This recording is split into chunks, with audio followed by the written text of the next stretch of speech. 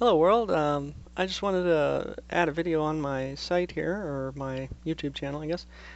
Basically, it's about diet, and I just wanted to mention this to everybody out there because there's a lot of people, debating on what to eat with their diet and all that stuff. Well, first of all, to bring up the subject of diet, what is diet? And a lot of people don't really bring up the subject of what is, diet. They just want to fight over diet. But I'd like to bring up the topic of what is diet. And I'd like more people on the YouTubes to discover, or argue that, I guess is what I'm saying. Or really explore it, not necessarily arguing. Because arguing will never get you anywhere, but a discussion will. Now, um, seeming we could be all, gentlemanly and what do you call it, proper, in discussing this. Um, you know, a diet, all it is what you eat, essentially. And what it really is if a person is making an effort in their life to make upgrades to what they eat or not.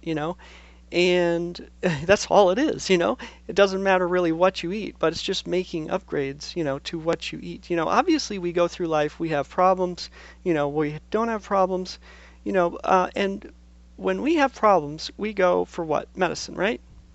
Well, uh, it used to be thought of that food was medicine, way back when. And, these days we don't really look at food as a medicine. So obviously, we're not going to think about, what diet is and, all that stuff. That question will never really arise in our brains, our thinking, because we'll never, we're not brought up that way, so to speak. Well, if we can bring ourselves back up again, essentially, from within, and however you want to take that, whatever your religion is, it doesn't really matter. But if you want to bring yourself up again from the get-go, essentially, what you should do is just start thinking about, these questions. What is diet exactly? And all it's been through time, everlasting, throughout the ages is this constant, process of eating, and what to eat, and people make, discovery if they eat this herb or eat that, animal or part of the animal or whatever, like liver has these vitamins or whatever. Now we know, through science, what things, are contained in, what plant or animal or what everything has in it. So that's a good thing, but it's bad when we don't rely on ourselves anymore and we rely entirely on science to give us all the answers. I mean, science can only go so far. I mean, what if science it wasn't the limit? What if there was an unlimited science? What if I guess what I'm trying to say is science is limited in its own observations, and we aren't the ones at doing those studies, so we wouldn't happen to know what those observations actually were, if the studies were skewed or not, or what's going on with those studies exactly. So I don't look at research as really a huge objectional, a thing where it's like this study or that study, I'm not going to throw up studies, in your face, oh yeah, this study proves that, oh that study proves that. No, what I'm going to do is encourage you guys to do your own studies and make changes in your own diet and see, what foods are beneficial for you and what foods aren't. Now there are a lot of people out there, especially in the holistic community, that have made, changes, and these people are doctors or were doctors, take your pick. But it's important to remain open-minded about these things to, the research that is good, and in choosing research even, it's good practice to choose the correct research, when you're going off of research and not just take it, as granted, for granted. You want to know who you're getting the research from, what is their health, exactly. So, and, a lot of these uh, people that do these research things, their health isn't that great, But coming down from that, what we really need to do is do our own research, be our own doctors essentially, and saves you a lot of money if you're your own doctor, number one, because you don't have to pay for health insurance or whatever. And number two, you get to have fun because you get to use your own body as your own experiment, your own vehicle for experimentation. And if you want to do that, you want to look at obviously other people that have done that same thing, or like for instance, you have psoriasis. Well, there's no cure for psoriasis is the common belief. It's a negative. Everybody likes to think negatively. That's the popularized thought form. These days. This is a negative thought. Well, how do we know if somebody hasn't cured psoriasis? That's what I'd say.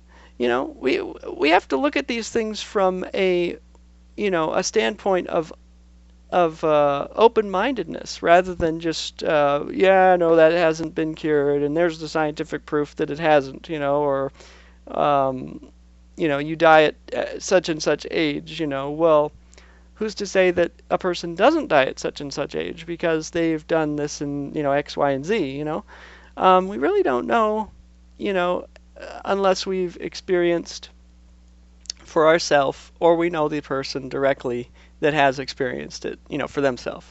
So that's what I'm trying to say. And it's like the 13th monkey, where one monkey will learn something and all the others, yeah, out of all the monkeys, one monkey will learn something. Hold on, I'll get it right. And then way off in another jungle, the monkey doesn't even know, in a whole other monkey colony, we'll say, monkeys don't even know about this other monkey, and that monkey will learn something, and it'll be the same thing that other monkey learned how to do. So consciousness is self-aware, and that's why I think it's awesome to spread the consciousness and raise it to new levels, is because it's all one flowing body, and as we get there higher and we become more self-intelligent, other people will follow, So I promote self-intelligence, don't say you're intelligent and go off and start quoting all these people, because that doesn't show that you're intelligent. What shows that you're intelligent, my friend, is if you have your own stuff that you've done, and you've proven it, or you've replicated somebody else's research and you can prove it. That's real intelligence. That's like right there. So yeah, that's my little rant, I guess, if you want to call it a rant. I don't know. But yeah, so there are two types of ways of looking at things. You can look at things just the way they are, like high blood pressure, gives you this, and this, or you can look at things from the other perspective, where the reason you have high blood pressure is because of this, and this, and I'll leave that to you guys, to discover. But I can share one thing personally with you guys, what I've done. I don't mean to be facetious or whatever, but okay, so I was taking this tincture, herbal tincture. I forget what it's called. I think it's called bilberry. That's right. And it's in like one of these little, you get these at the store or whatever, the Whole Foods, I think. Anyways, I was taking bilberry because I was having a lymph node inflammation problem, and then I was like, okay, well, what else can I do? Blah blah blah. And I was like, okay, well, I read online somewhere that lemon juice was good for the lymph system. So I was like, okay, well, how do I know it's not? Let's try it. So I did. I juiced me some lemons. I think it was like 2 lemons or something in a glass of water. Drank the water down, and to my surprise, I had the same results that I had from that bilberry tincture. So there you go. It's just I can't stress enough that people need to do their own research rather than quote other people's research. That's the real intelligence factor right there. So, thumbs up this video if you liked it. Thumbs down it if you hated it. It doesn't make any difference to me. I'm just trying to pass the buck along to other people to show them, hey, look, this is real intelligence, in my opinion. So yeah, that's it. Peace, YouTube, and wherever else I put this video. So yeah, see you later.